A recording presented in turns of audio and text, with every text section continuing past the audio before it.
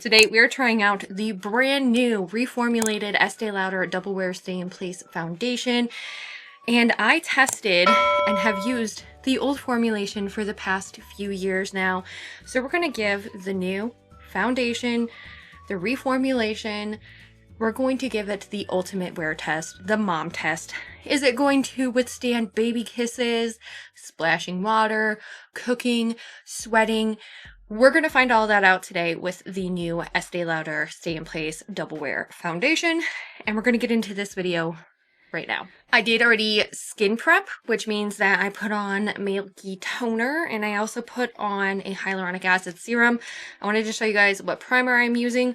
It is the e.l.f. Power Grip Primer. I typically use the e.l.f. Power Grip Primer when I do any of my foundation wear tests, and that is because it provides this really good, sticky, tacky base to the skin. So while I apply my primer and I get my face all like sticky and tacky, I'm going to tell you a difference between the old and new formulations and also tell you guys more about my skin. So the new formula is still a medium full coverage, but it claims to be more buildable and breathable, and that it's like less heavy on the skin. It also claims to do 36 hours of wear, which before it claimed only 24 hours of wear. They also say that it is a full of life matte finish that looks a bit more dimensional and skin-like compared to the old Estee Lauder Double Wear formulation. And it is not going to look like a flat matte, so it's going to be kind of more of like a satiny matte. And they have also included skincare ingredients such as hyaluronic acid, niacinamide, glycerin, and algae extracts that help with hydration, oil control, and sebum regulation. And then they also claim that the new formulation uses a polymer mesh matrix technology, so the makeup moves with skin and resists transfer, water, and sweat. They've also done an extended shade range, and they have finally started including a cap that you can buy, because I actually bought a cap with the old formulation. Now let's take a look at the two bottles. They are still frosted glass, but this one actually is a little bit more dimensional, and you still get 1 full ounce of product in here. The old shade that I have was 1N0 porcelain, and I picked up 0N1 alabaster. I think this is going to be a little bit too light, but that's okay. Basically, the key notes to take away from the reformulation is that they tried incorporating skincare benefits into the new formulation as opposed to the old formulation. You don't need to fix it because the old formulation was pretty good. I actually wore it for one of my best friend's weddings, and she, like, it lasted all day long. I am noticing the consistency is super, super runny. Now, my other Double Wear Stay in Place is pretty... like, I've had this for like a year or so. I want to say a couple of years now, but I am going to do a side-by-side, and you'll see the consistency is a little bit more runny with the new formulation, which I did note before that the formulation on the old formulation was like super, like way thicker. And I did apply it with a beauty blender at the last time that I did a foundation wear test, and I did note that it had this like weird like smell to it, and it still has a weird smell to it. So the last time I tested this foundation, the old formulation, I was about 34 years old.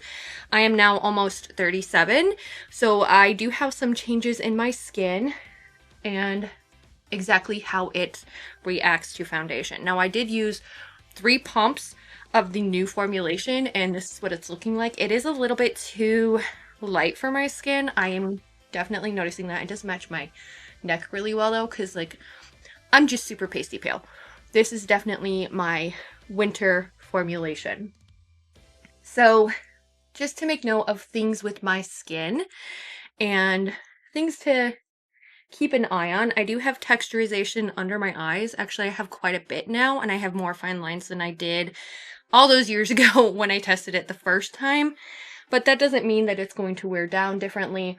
This one, it has more like skincare, skin-loving ingredients, so apparently it's going to work better with my skin.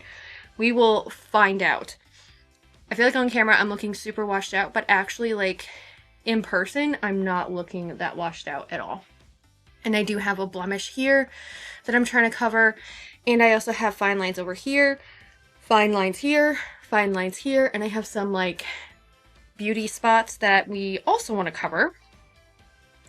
So I am going to take, I did like 2 pumps on my foundation plate, and it says that it is buildable, medium to full coverage, and a beauty blender does tend to like thin out the formula. So I'm actually just going to take it and kind of pat this into the skin even more. The consistency and like the runniness, it is way thinner than the old formulation. That's one thing I'm noticing right off the bat. Like, it is so much thinner than the old formulation, and it's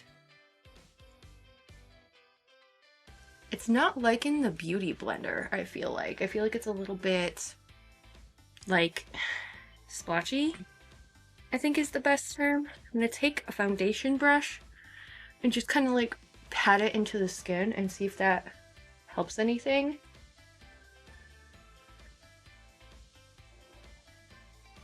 Now, as far as like my type of skin, right now my skin is pretty balanced. Like, every single time I do my skin prep, it's pretty balanced. Like, especially putting on a toner with a hyaluronic acid or like a niacinamide serum, it does tend to help quite a bit. But I also know that I'm actually just gonna swipe. It's like not settling right here. So my skin is feeling pretty balanced. I don't have any dry patches. I don't have anything going on with my skin. The weather outside, it's kind of like 32-ish degrees. It's like between sleet and snow. So that is going to affect the way that my skin reacts to certain products as well. Because if it is drier outside, my skin is going to be drier, and outside is going to literally suck the life out of my face if I go outside. So that's something to make note of. But as far as that goes, like, my skin is feeling pretty balanced. I think that applied really nicely. Like I said, in the camera, I look super washed out, but like in person, it actually looks really good. And I'm not having any issues at all with like the way that it looks on my skin. Now we're going to start layering all the product on top of it to see how it meshes well with other products. So I have here the NARS Creamy Concealer. The shade that we are working with is 2.5, which is Creme Brulee. And you'll see, like, honestly, like, it's not any lighter than my actual, like, skin at all. So I'm going to take my concealer brush and just, like, stipple this and, like, pat it into the skin. Really get that nice coverage.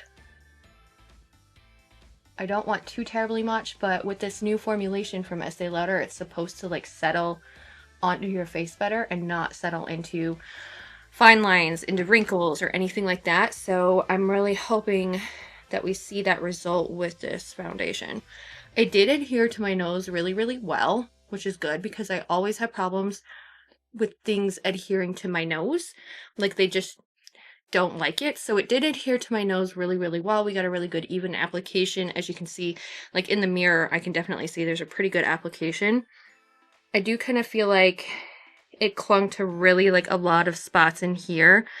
And I do have some like, I have fine lines. Okay, guys? I have some texture up there because I'm getting older, but I feel like it clung to some texture in there too. So just a little bit, not too terribly much. But overall, it does look really pretty. It looks nice and like airbrushed and like satin looking. It's not super matte like the last one, the old formulation. So I definitely am noticing that as well. I'm not gonna lie, it's kind of reminding me of the Natasha Denona High Glam Serum Foundation. I'm gonna go in with the Blurfection powder from L'Oreal, and I'm just gonna use a little bit on my damp beauty blender, and we're just gonna pat this right into the under eyes so that we can get a pretty nice even application. I found sometimes when I apply my powder with a wet or damp beauty blender, it actually helps not seep into my under eyes as much, which is funny to think about, but that's what we're doing first. Next, I'm going to start layering with, it did pick up a little bit, but we're going to start layering with cream blush, cream bronzer. For cream bronzer, we're going to use the Physicians Formula. This is the Butter Glow Contour Wand, and this is said to be like a dupe for the Charlotte Tilbury wand. So this is the shade light to medium. I'm just gonna do one side at a time. I usually just use my beauty blender and like push this into the skin, and it gives this nice airbrushed, diffused look. Sometimes I'll use a brush. It really just depends on how I feel. I'm actually gonna go in with the brush. It's just picking up a little bit too much pigment. But I want to see how this foundation layers with like other products as well, because sometimes you can have a foundation that doesn't do well with products laid on top of it, and it can start stripping away the makeup. And I have used these products like religiously for a while now, so I know that they're not going to strip any of the makeup away. Like, they're very good product. So this is what the skin looks like. It is pretty flawless. Like, that is really nice. Like, this is what we're working with. And you'll see now that I've warmed up my face, I don't look so like pasty pale, which is also good. And I usually do a little bit of the bronzer on my chin because like I want to look snatched. I want to look good. So with the bronzer, it did do really well. I'm just going to tap out some of this. Smell like a coconut. The foundation doesn't look disturbed at all, and I also don't feel like it is like settling into any pores or anything like that. I really don't have like over accentuated pores, but I've also found sometimes when a foundation formula just doesn't resonate well with my skin, it really like adheres to my pores like really, really bad. And that's when I know it's a foundation that isn't going to work for me, because I typically don't have like huge pores anywhere on my face. They're pretty small. The Rare Beauty blush that I'm using is the shade Happy, if you guys are interested. Look how pretty that blended. That's beautiful. And it looks really nice with this foundation, because I am noticing it's a luminous, like satiny type of foundation. It is not like full coverage matte, and like that is a good thing. Like, all of my skin is glowing so nicely. Like, that's a very nice glow to my skin and to my face. All right, I'm gonna take the Sigma bronzer, and this is in the medium shade. It's just a matte bronzer, and we're gonna use this to set the cream, deepen up my skin a little bit. And lately, how I've been applying my bronzer is just like that, with like this huge, it's the F30 from Sigma. It gives me a beautiful, like, blown out bronzy look, and I like the way it makes my skin look and feel. It just gives me, like, I've been kissed by the sun. I like it. I'm ready for summer. I'm sick of winter. And I know I keep telling myself, if winter is sticking around for a while, that also means that we may not have as many bugs as normal. I'm just taking my concealer brush and, like, very gently tapping out anything here and making sure that it all blends together nicely and like seamlessly. Again, it's not really like the original formula. When I did the wear test, I noticed that like it definitely looked super drying on my under eyes like after I did the wear test, and I did an 8-hour wear test with that one. But this isn't looking as drying as normal.